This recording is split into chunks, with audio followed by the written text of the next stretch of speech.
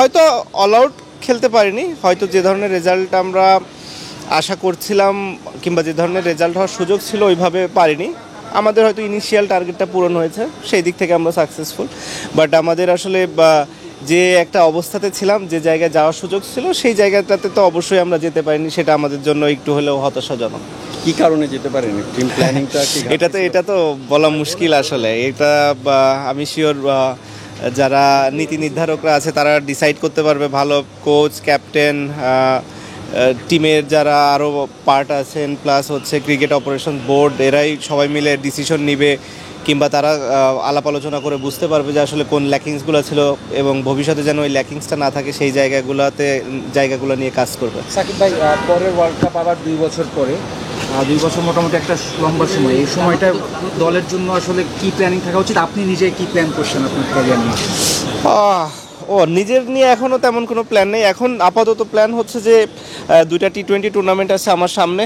একটা হচ্ছে এমএলসি, যেটার জন্য এখন যাচ্ছি, এবং এর পরে থাকবে হচ্ছে গ্লোবাল টি-20, যেটা কানাডাতে। পরপর এই 2টা টুর্নামেন্ট খেলি, দেখি আমার নিজের কী অবস্থা। এরপরে দেশের জন্য তো ইন্টারন্যাশনাল ক্রিকেট যেটা আছে, যে পাকিস্তানের সাথে টেস্ট সিরিজ। সো আপাতত প্ল্যান এতটুকুই, খুব বেশি আসলে প্ল্যান করিনি। নিজের বোঝার দরকার আছে, এবং এখন আসলে ওরকম সময় নেই যে আসলে 3 বছর 4 বছরের প্ল্যান করা। আমার মনে হয় 3 মাস 6 মাসের প্ল্যান করাটাই বেটার, এবং এর পরবর্তী প্ল্যানটা তারপরে। আপাতত এই পাকিস্তান সিরিজ পর্যন্তই প্ল্যান আছে। সাকিব ভাই, অনেক বছর ধরে ক্রিকেট খেলছেন, গণমাধ্যমে অনেক সময় দেখা যায় যে ভেতরের অনেক খবর চলে আসে। যে সিনিয়র ক্রিকেটার হিসেবে বিষয়টাকে কীভাবে দেখছেন, আর বিষয়টা আসা উচিত কিনা? সম্প্রতি তাসকিন আহমেদের একটা ইস্যু এসেছে যে তিনি ঘুমিয়েছিলেন, তাই ইন্ডিয়ার এগেইনস্টে ম্যাচটা খেলতে পারেন। মিনিংটা হচ্ছে, এর আগে আমরা দেখেছি মাশরাফি ভাই আপনি এই বিষয়টা সিনিয়র ক্রিকেটার খুব সচেতন ছিল যে আমার ড্রেসিং রুমের কথা, আমার ঘরের কথা যেন বাইরে না যায়। সবসময় আমরা এটাও প্রচার করে আসছি, আপনি এই কথা বলছেন মাশরাফি ভাই।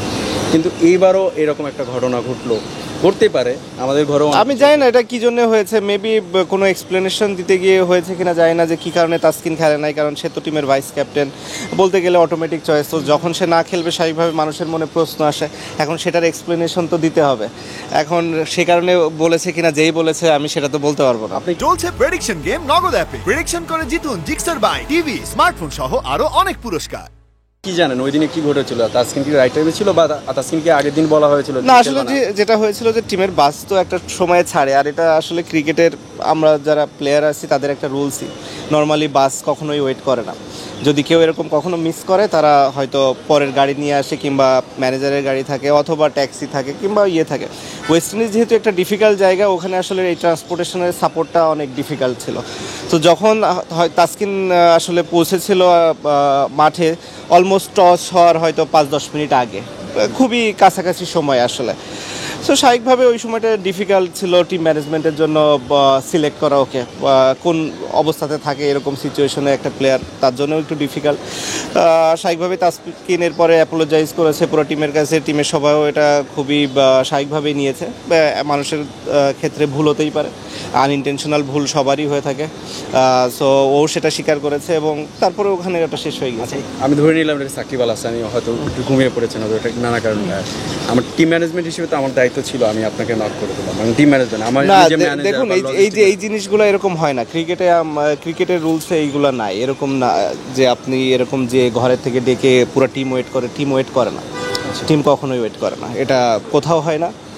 আমরা যখন এজ লেভেল থেকে খেলা আসছি, এমনও মনে আছে যে আমাদের এমনও হয়েছে যে প্লেয়ার পিছিয়ে দৌড়াচ্ছে, কিন্তু বাসের দরজা লেগে গেছে, বাস চলে যাচ্ছে। সো বাস কখনো থামে না টিমের, একজনের জন্য পুরো দল থেমে থাকে না। সাকিব ভাই, যে কোচিং স্টাফ আছে সামনে, এই যে টি-20 ক্রিকেট, মানে টি-20 ক্রিকেট একটা আধিপত্য সব কিছু মিলে, আপনার কাছে মনে হয় যে ক্রিকেট এত ফাস্ট, এত অ্যানালাইজ করা হয়, ক্রিকেটার বা এত পরিশ্রম সব কিছু মিলে এই শর্টার ফরম্যাটের জন্য আসলে টি-20-র জন্য আসলে বিশেষজ্ঞ কোচ দরকার, কোচিং স্টাফ দরকার সব সেক্টরে?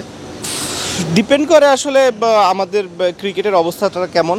অনেক ক্ষেত্রে আছে যে দরকারই হবে না, অনেক ক্ষেত্রে আছে যে দরকারই হবে। কারণ আমি মনে করি যেমন ইন্ডিয়া কিংবা ইংল্যান্ড এরকম দেশগুলোর ক্ষেত্রে কোচিং স্টাফ না হলেও হয়।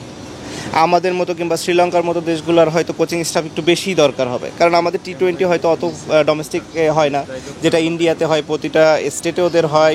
IPL-এর মতো টুর্নামেন্ট হচ্ছে, প্রতিটা স্টেটে সব প্লেয়াররা খেলছে। ইংল্যান্ডের কথা বললাম কারণ ওদের কাউন্টিতে হচ্ছে, ওদের একটা T20 টুর্নামেন্ট আছে, আবার 100 বল আছে, উইচ ইজ ক্লোজ টু আসলে T20। সো যাদের এরকম অনেক খেলা আছে তাদের হয়তো কোচিং অত না হলেও চলবে, বাট যাদের কম খেলা আছে তাদের হয়তো কোচিংটা একটু বেশি দরকার হয়। ঠিক আছে ভাই, আর লাস্ট প্রশ্ন, এই নাইট রাইডার্সের দলে আবার ব্যাক করতেছে, এই ফিলিংটা কেমন এবং কি করতে? অবশ্যই ভালো, যেটা আমার কাছে সেকেন্ড হোমের মতো লাগে সবসময়, বা সবাই নিজেদের লোক পরিচিত, বা কোচিং স্টাফ থেকে শুরু করে অফিসিয়াল সবাই। তো স্বাভাবিকভাবেই অন্যরকম একটা বা উত্তেজনা তো কাজ করেই, এবং আশা করব যে সর্বোচ্চ দিয়ে খেলার পারফর্ম করতে পারবো। সাকিব ভাই, আমি একটু যে আমরা তো T20-তে রিসেন্টলি, বিশেষ করে গত অস্ট্রেলিয়া ওয়ার্ল্ড কাপে আচ্ছা, বুমরা একটু নিচে করিস, আমার টি-শার্টের একটা ওয়ার্ল্ড issue কাপের আছে। আগে একটু ছন্দপতন হচ্ছে, এখন অনেক আলোচনা চলছে কেন হচ্ছে, ইন্টেন্ট কন্ট্রোল, অনেক কিছু। আপনার কাছে কি মনে হয়? আপনি তো খুব ভালোভাবেই দেখেছেন সব কিছু, যে কেন আসলে আমরা স্লিপ করলাম একদম টাইম? না, আমার কাছে স্লিপ করলাম বলাটা ঠিক হবে না। যেটা হচ্ছে যে ডিফিকাল্ট ছিল ব্যাটসম্যানদের জন্য, যে জায়গাটাতে হয়তো আপনি যদি দেখেন যে একটা, আমি তো অন্তত নাম দেখিনি যে যেখানে একটা প্লেয়ার একদম কনসিস্টেন্টলি প্রতিটা ম্যাচ ভালো খেলেছে। অন্যান্য প্রতিটা ওয়ার্ল্ড কাপে 1 জন 2 জন 5 জন 10 জন ব্যাটসম্যান আছে যারা কনসিস্টেন্টলি ভালো খেলে। এই ওয়ার্ল্ড কাপে আমি সেটা দেখিনি, হয়তো 1 ম্যাচ 2 ম্যাচ খেলেছে এবং ওইভাবে আসলে টিমগুলো জিতেছে। বোলিং সবাই ভালো করেছে, প্রতিটা টিমই ওভারঅল।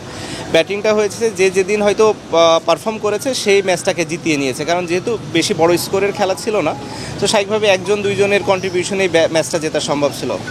তো আমরাও যে কটা জিতেছি হয়তো 1 জন 2 জনের কন্ট্রিবিউশন ভালো ছিল দেখে জিততে পেরেছে, আর যেগুলো জিতিনি হয়তো ওরকম বড় কন্ট্রিবিউশনটা কারো ছিল না। ইতিহাস গড়ার একটা হাতছানি মিস হ্যাঁ, ওটা আমাদের জন্য একটা বড় আফসোস। আমি মনে করি এটা হতে পারলে আমাদের জন্য খুবই ভালো লাগতো, খুবই বড় একটা অ্যাচিভমেন্ট হতো। সেই জায়গা থেকে অবশ্যই আমাদের জন্য একটু হলেও দুঃখজনক। Thank you.